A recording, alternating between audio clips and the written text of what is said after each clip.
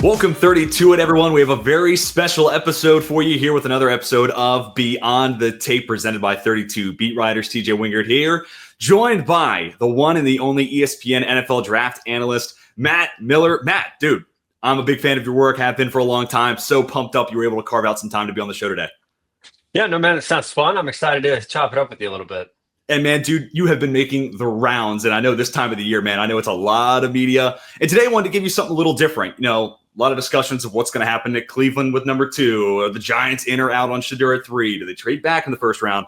Today I wanted to mix it up a little bit. And let's talk about some of our day 3 gems. You know, I think we get to this point of the draft where everyone's got an idea. Okay, this guy's probably top 100. This guy, maybe not. He's a fringe guy. But today I feel like we get to test and talk about the depth of this class. And I got a couple of positions that you could, running back and edge, to spoil it, I could have listed off 5 to 6 guys here that are all like, if this guy's on the board in the 4th round, I'm pounding the table for this guy. So, Matt, do you want to start first, or do you want me to give you my first name? No, I want you dive in. I want to critique your names. Okay, here we go. Let's start with the easier position group. I mean, one of the 2 easier position groups. Like I said, running back and edge. These are my first 2 guys. For running back, I'll go Brashard Smith. He's my RB8. I really thought about, like I said, handful of guys here. I really thought about Devin Neal. He's my RB9. And then, David Martinez is at 10, RJ Harvey at 11, DJ Giddens at 12. I feel like Martinez, Harvey, and Giddens, they all have like a pretty passionate fan base right now. So I opted to go with Brashard Smith. Like I said, he's my RB8. Just love the pass game value that he brings to the table. Not going to be a great pass protector, but obviously receiver turned running back. You see the successes of someone like a Tyrone Tracy a year ago with the Giants. Color me intrigued anytime I get this type of background. On top of that, I've heard a lot of people consider, 5'10", 195. Can you call that a full-time? Is that a frame that works on a full-time basis? It's pretty similar to Bucky Irving. Now, I think these 2 guys play very differently, but nonetheless, that doesn't make me concerned about, hey, if Brashard Smith becomes this guy who gets 15 to 18 touches a game, what does that look like? I think he can, stand the test of time, and he'll be able to weather through some of those hits.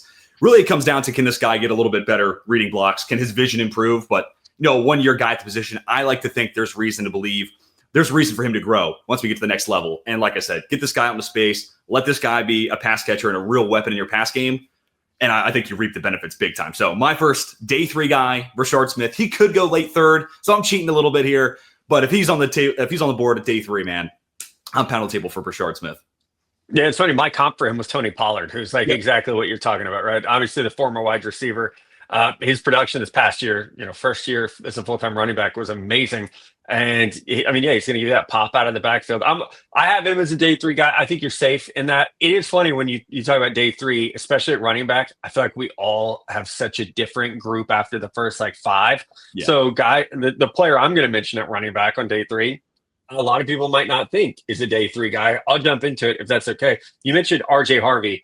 I love RJ Harvey. I have him rated higher than day 3, but I think he'll ultimately go on day 3 just because of how deep this running back class is. But I know he's a little bit of an older prospect, but I'm a sucker for guys who play with some pop in their pads, who can, pull away. The long speed maybe isn't always great, but it's the short area quickness, lateral agility, what he brings to the game as a receiver. And it's funny, you mentioned Bucky Irving. My comp for RJ Harvey is Bucky Irving, which I know is that's high praise after the year Bucky had.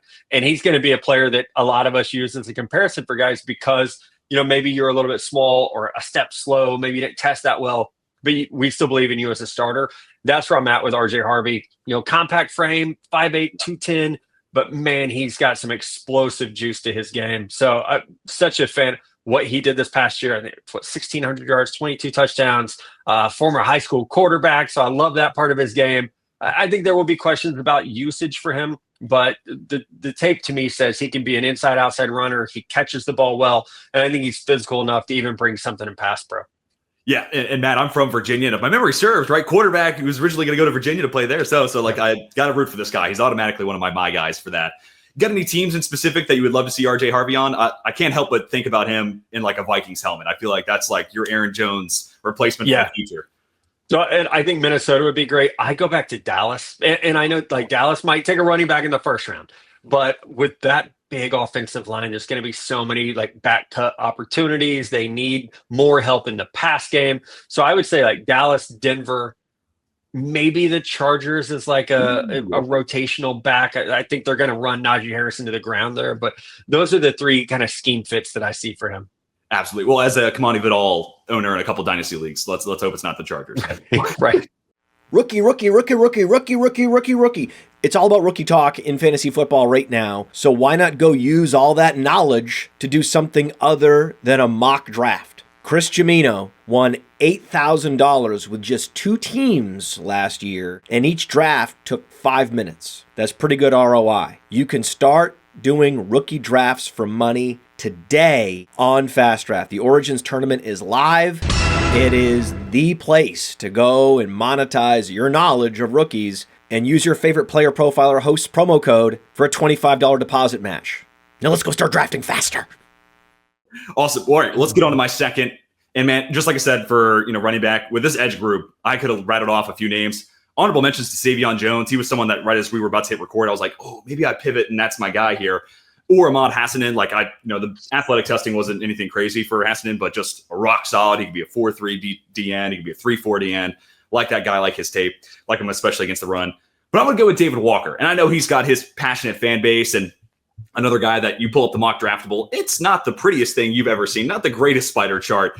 Because the arms aren't super long. He's he's pretty short. We're talking about first percentile height here at 6 foot and 7/8. But I just love the power this guy can generate on a pass rush. I mean, so much of his strength comes from that lower half. And I've seen this comp out there a ton. There is something Brandon Graham like it within that David Walker body. So, and also I think 263. I think this is a guy that with some time, I don't see why he couldn't be a 3-down.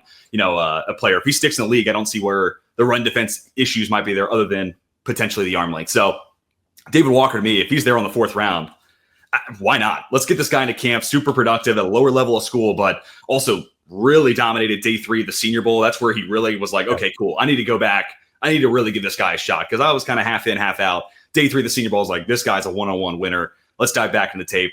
And he won me over from there. So like I said, 4th round, I'm a Steelers fan, but dude, you can never have too many pass rushers, right? So like, why not kick the tires and see what David Walker brings to the table? Kind of fits that Alex Highsmith mold too. I think David Walker's lower body power that you mentioned, he might have the best bull rush of anyone in the draft class. It's just, he's so compact and he plays with so much leverage. That's a great pick. I talked to a friend who scouts for a team and he had him late round 2. Now that doesn't mean he'll be drafted there, but like my buddy's grade on him was late round 2. And that, my ears perked up when I heard that. I was like, dang, I thought I liked him. So there's some big time like out there for him. I'm not going to take an edge rusher because it is such a deep class. I'm going to go with a corner and watch him at the East-West Shrine. One of my favorite performances there. I've been fortunate enough to watch him in person a few times, but Kobe Bryant from Kansas is the best trash talking corner I've maybe ever scouted. And he backs it up too. We're at the Shrine game and receivers are running routes and he's telling them you're too slow. You can't get open on me. Like he's just giving it to him, awesome. But also backing it up. He was all Big 12 first team, I think 3 straight years. I mean, the testing was he was 4.53. That's not great for his frame because he's 175 pounds, but he can play boundary. He can play slot. He had 2 block kicks in college. He can play special teams. I think he is one of those guys. He's going to be a really good nickel who maybe eventually slides outside, but his toughness, the way he works through transitions despite being undersized, like I really, really like that from his game. He's got to clean up some penalties. That was like an issue for him. Missed tackle rate was a little bit high. That's why I do think he'll be available on day 3, but I'm a believer in his tape and a believer in his competitiveness for sure. Dude, there is something about a corner that no one told him they were 175 pounds. There is something about that type of player where it's kind of like your undersized point guard in basketball. You can't help but love them.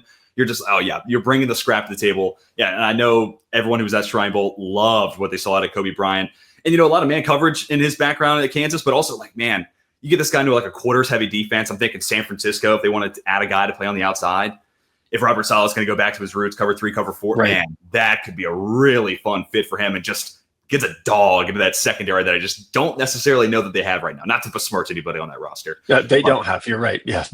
And going back to the David Walker point real quick before I give you my third guy, 70th percentile in the vertical jump. And I feel like you see that right as he leaves his stance. You see that power, the ability to get off that line of scrimmage. And you're here in late 2nd round. Man, I wonder if that person worked for the Eagles because I feel like this, again, Brandon Graham, like plug and play this guy at 64 overall. Like I feel like that's the deal. I feel like every one of my mocks has David Walker in that spot, or more often than not, it's Cameron Williams. So just drafting Howie Roseman, potential succession plans there at 64. All right. Player number 3, I kind of thought about going Colin Oliver here, but, you look at the mock draft polls, especially, this hybrid off-ball linebacker edge, where does he best fit? We've got enough discussions about guys like Femi Oladejo, who could have been a candidate. I think he goes before the end of day 2, but Oladejo and, of course, Jalen Walker and Carter at the top of the board. So I decided to pivot. I'm going to go to the secondary for my last one, Upton Stout. Another Senior Bowl guy, and another one of these dudes who, no one told Upton Stout he's 5'8". I'm fully convinced he just does not know that that's his height. But he's going to live in the slot, and I'm a big proponent of that position. I think, and this potential hot take here, I think in 5 years' time, we're going to be talking about that as a cornerstone position. You've got to have a standout player there in the nickel, especially in this age of 2 high defenses. That's your new Sam linebacker in a lot of ways. And this guy brings the dog to the fight. He's a willing tackler. He'll put his nose right in the middle of it. And then you see 4.44 in the 40, and then going back to Senior Bowl, he didn't look overpowered, concerned, very calm, cool demeanor about anybody he was lined up against. Power 5 guy, or Power 4 guys, I should say, or someone like a Kyle Williams who was dominating the Senior Bowl. He was there stride for stride with just about everyone I saw him matched up with, and I saw this guy is going to be one of these nickel corners that forget about in the draft, and then you blink, and 8 years later they're still starting somewhere. I kind of, not necessarily a full comp, but there's kind of something Mike Hilton kind of his game. Ooh, I like that. Yeah, you can kind of utilize him in a lot of different ways. I would love to see a team tap into him as a blitzer, and again, utilize him as a run defender there too. He's willing to hold up that side of the bargain. So Upton Stout is another one of these day 3, and a Steelers fan here.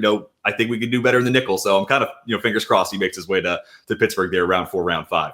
Matt, who do you got for your third paper? Up to at the Senior Bowl, I was sitting in the stands with Matt Bowen, who works at ESPN as well. He played in the NFL for a decade as a safety, and Stout was one of his favorite players there. And I always take notes of that because if Matt Bowen signs off on you as a DB, I'm probably going to like you as well. So it's okay, this is the name to remember for sure. All right, my final one, I'm going to go quarterback, which I think is controversial in this year because everyone hates on the quarterbacks, but on day 3, I like Kyle McCord from Syracuse on day 3. 6'3", 215, classic pocket passer frame. 4-year career. He had the 3 at Ohio State, this past year at Syracuse where he broke out without, Emeka Ibuka and Marvin Harrison Jr. and the great running backs that Ohio State had. And what he did this past year, 34 touchdowns, really improved his stock to me. I thought Senior Bowl and Pro Day, really, really good workouts. He has consistent delivery. I think he can get into a rhythm and he can beat people up a little bit. He's really good at the deep ball. I think he's got the best deep ball in the class, actually. So going back to the fact, he was a 5-star coming out of high school. It's not like he was bad at Ohio State. He just wasn't prolific enough for them.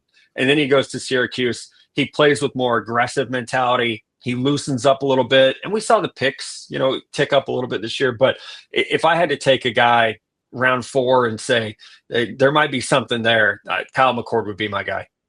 I'm with you, especially if you're the Giants and let's say they do go Travis Hunter, Abdul Carter, one of those 2 guys there at 3, and they can't find a way to get a Shadur Sanders, or they don't take a Tyler Shuck, Jalen Miller, whoever that person may be on day 2 or earlier. This is a guy to me that screams Brian Daboll, get down the field, stretch this offense vertically, and also low moving cost. You can't beat that. He's already right there in the state of New York. I love that. And it is funny. I have him ahead of Will Howard by a spot. And all in all, I think he was the better of the 2 quarterbacks. Will Howard just had an absolute nails college football playoff. So, that certainly boosts his stock a good bit there. But do you have any ideal spots there for Kyle McCord where you'd love to see him go if he does go day 3? Yeah, I think it's funny. The Saints would be good for him because I do see some Derek Carr to his game. And we'll see what Kellen Moore's looking for. But I think Kyle McCord gives people more mobility than you might expect. That is an underrated aspect of his game. The Rams, if he could be an understudy to Matthew Stafford, I think that would be a fantastic fit. They seem to value arm strength after the Jared Goff experiment. So I could certainly see him being a good developmental guy there. Awesome. Matt, you're a busy man. I know you got to hop off, but first we got to hear from you. Where can the people find your work? Oh my gosh, every day right now, ESPN.com, there's new content coming out. And then I think every afternoon right now, whether it's on ESPN or ESPN2, there's a new show coming out. So it's a busy time, but there's a ton of content coming out too. And everyone already knows what ESPN is, but I cannot give you Field Yates, Jordan Reed, and of course, the Godfather himself, Mel Kiper Jr. I can't give you guys enough flowers for the amount of work that you guys have poured into this. And especially now, the draft engine, kind of started with Mel, but you guys have really kind of ramped it up even more so. And the 4 of y'all, just top-notch work. So I appreciate everything you guys do for the community. Yeah, thank you. Absolutely. Yeah, appreciate that. No doubt about it. Well, Matt, appreciate you taking out some time. That's going to do it for today's episode of Beyond the Tape. Until next time, we are signing off.